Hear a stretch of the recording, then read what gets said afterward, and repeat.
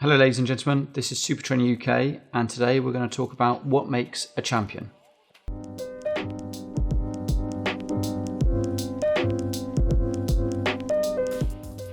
Okay, so that title is actually fake news because I'm going to change it slightly. We're not going to say what makes a champion. The reason we're not going to say what makes a champion is there isn't one blueprint. There's no one formula that you can stick to which guarantees success for anyone. And the reason I know this is that I've been to many world championships and seen many people win using completely different strategies and have different personalities and approaches. So I'm going to try and give you some strategies to find your own best way.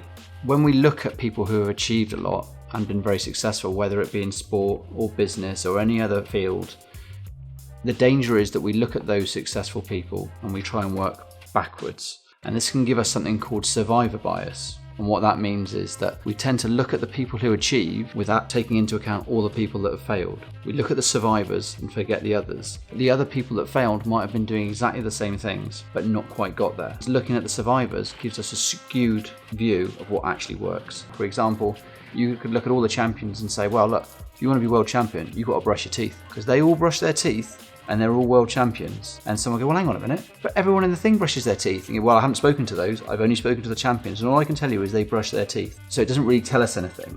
In the same way that entrepreneurs, you can say, well, the top entrepreneurs are risk takers. I can guarantee you that a lot of people that are bankrupt are risk takers as well. So it doesn't really work that way.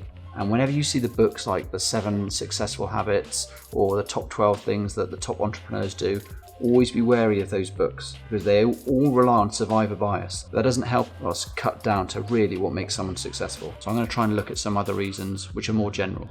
An example how the same strategy can lead to different results would be looking at past where I can recall a particular example at a world championship where someone going into the competition already had their 9 lifts. First, second, third attempt for each of the 3 lifts set in stone before they started on a plan from their coach, and that's what they were going to do, come hell or high water. And this lifter actually ended up throwing away a gold medal because they didn't deviate from that plan. It got to the stage where they got to the deadlifts and they should have actually come down quite a lot on their second attempt. They didn't need what they were planning on doing to actually win the gold medal, but because it was stuck in the plan, they followed it and they lost a gold medal. Another example where a different lifter had the exact 9 lifts, everything went well on the day, they followed that plan exactly and they won.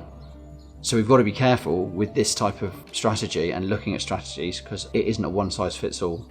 Okay, so what strategies can you or anyone else use to optimize their performance? Let's start off with just going back into training, going to the gym, turning up for training sessions. My advice for people I coach and most lifters is try and remove the distractions from your training sessions. So maybe when you get to the gym, put your phone into airplane mode so you're not receiving or sending any texts, and then just focus on what you're there to do. Get into the habit of having your program as a routine that you don't ignore any part of it. So if you've got mobility or stretching work built in that your coach has given you, make sure you do that just like it's part of your training program. Take it all seriously. Mentally engage with the process of training. Don't just be following what's on the sheet and just doing it like an automaton. You've got to actually engage with that process. And what you can do is the more switched on and engaged you are with what you're doing in the gym, the more that'll help you work out what isn't working. Now, you don't want to be too reactive because sometimes it might take a few weeks or months for something your coach has given you to take effect. But you want to be switched on to that process so you can give feedback to the coach. So when the coach asks you, how was this particular movement? You've actually got a memory and a feeling of how that went. And that just means the feedback you give to your coach is going to be better. And the better the feedback is, the better the program's going to be. Get rid of those distractions, mentally engage with the process, and really work on trying to give good feedback to the coach. And if you're writing your own program, write down as you're going through the program as well, just to remind yourself.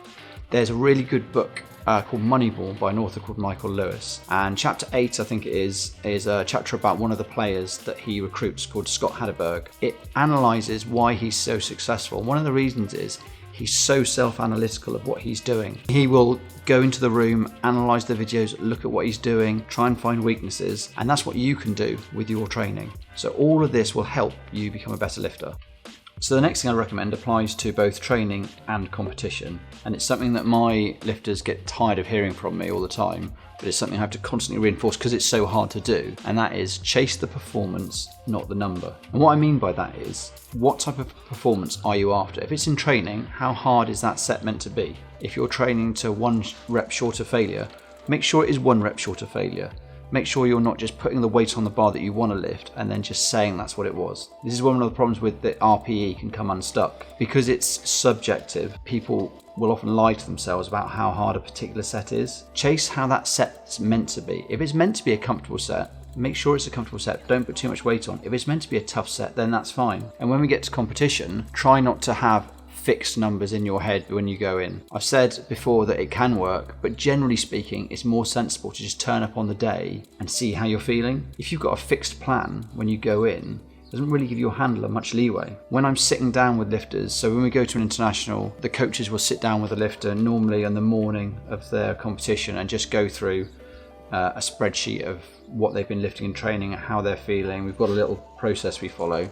Sometimes you'll find the lifter will tell you what they're going to lift that day in this session, and you have to just reel them in a little bit and say, no, well, look, that's fine if that happens, but let's just see how the warm-ups go first. Just chase the performance, not the numbers. You don't need to beat what you did in a previous competition. You don't need to beat what you did last year. What's there on the day is there. There's no point chasing a fictitious number if it isn't there, and you've got to be self-aware enough to realise that. And if you've got a good handler, they should be able to pull that out of you. A good example of this is going back a few years to European Championships. I had a lifter who was new to international competition as a junior lifter. I sat down for this process at the beginning of the competition with them and had the spreadsheet out in front of me. And almost before I could start, they said, right, I'm going to squat this, this and this. I'll bench this, this and this, that. I'll deadlift that. And then I'll deadlift this and that'll be the gold. I was like, whoa, hang on.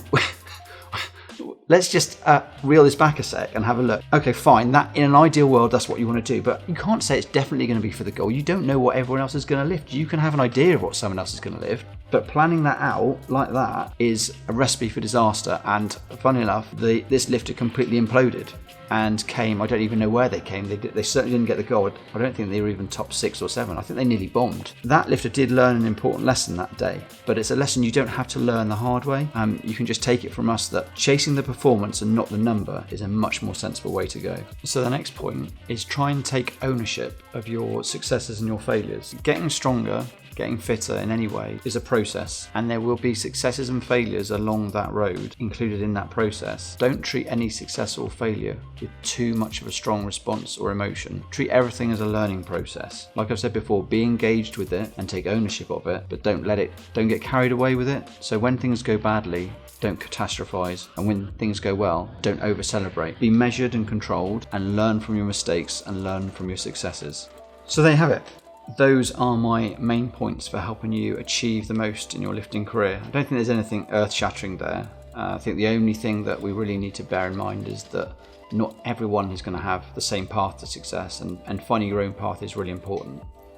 If there's anything that you don't think I've broached in this video, or that you'd like me to target in another video, please leave a question in the comments below. And till then, I will see you next time.